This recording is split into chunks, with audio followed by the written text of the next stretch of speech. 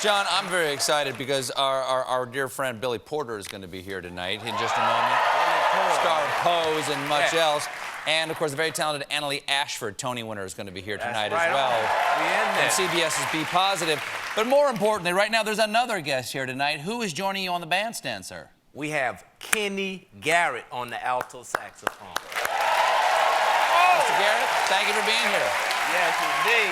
Thank you for sharing your art with us this evening. Always nice to have a jazz messenger up there. Oh, yes. Now, folks, you know, if you watch this show, that I spent a lot of time right over there, gathering the freshest, newsiest headline flowers, scouring the fields and forests for the most topical and fragrant sylvan news boughs, the jokiest festive gourds, and then carefully assembling and arranging them all into the grand yet tasteful state dinner-worthy centerpiece that is my nightly monologue. But sometimes, just sometimes now, sometimes I rubbed some lead paint chips onto my gums, stagger into the woods with nothing but a staple gun and some empty cans of spray paint, and then by the light of the tire fire, using smashed larvae and my own saliva as glue, cobble together a crude pile of punky wood and animal skulls to present to you the unhinged loner's cornucopia of news that is my segment.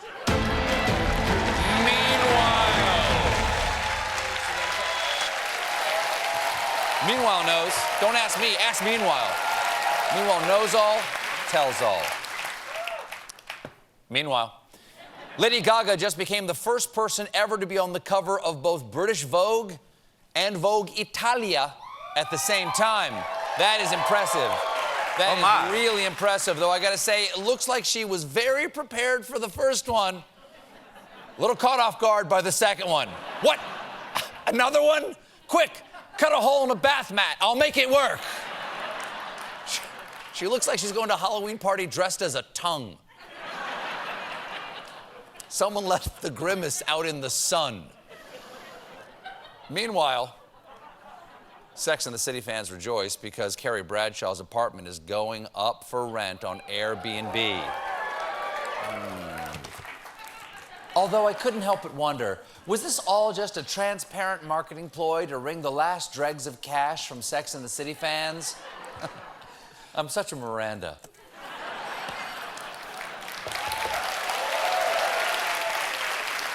I'm a Charlotte. For 2 nights only, lucky guests will enjoy the story department for just $23 a night, a nod to the show's 23-year history. It's also a celebration of how the writers of Sex and the City had no clue how much things cost in New York. She's a once-weekly local newspaper columnist. She couldn't live alone in a swanky apartment on the Upper East Side. She would have had 6 insane roommates in a below-ground studio in Sheepshead Bay and work nights at the Sbarro in Penn Station and has to shower in the kitchen sink.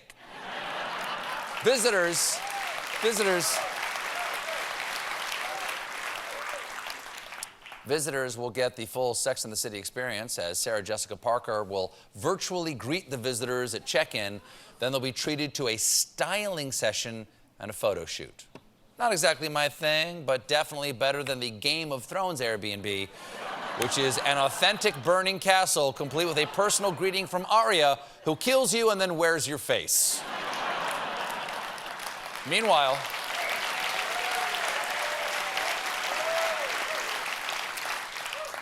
potato watchers think they have found the world's largest potato. Okay, we've all heard that before. Jim, let's take a look. Oh my God. I'm sorry, can someone please move that cursed homunculus out of the way? I'd like to see the potato. What? That's it? That's Spuds McCrazy. Where do they find this thing? The island of Dr. Potato? This is the farmer who found it. Colin Craig Brown, seen here, one assumes, breastfeeding the potato. He and his wife are farmers in New Zealand who say they were weeding their garden when his hoe struck something huge. So he scratched away a bit of the skin and tasted it. That's what I love about New Zealanders. It's their sense of adventure. They see this thing burst from their yard, and their first thought is, sweet ass, looks like a mummified chimpanzee ass. Better give it a lick. Meanwhile, the best cheese in the world has been named. The cheese is called Olavidia, And according to one of the judges, the cheese stole my heart. It's like nothing I've seen before. It had an incredibly rich, unctuous, creamy texture. It was pillowy, warm, and comforting. And the flavor was rich, round, and long. I just wanted to go to bed with it.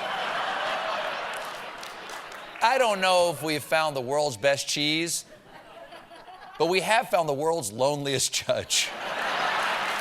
This cheese just gets me. It listens. We're both laying on crackers, and neither one of us wants kids. Now, if you'll excuse me, I'm gonna go bang this cheese.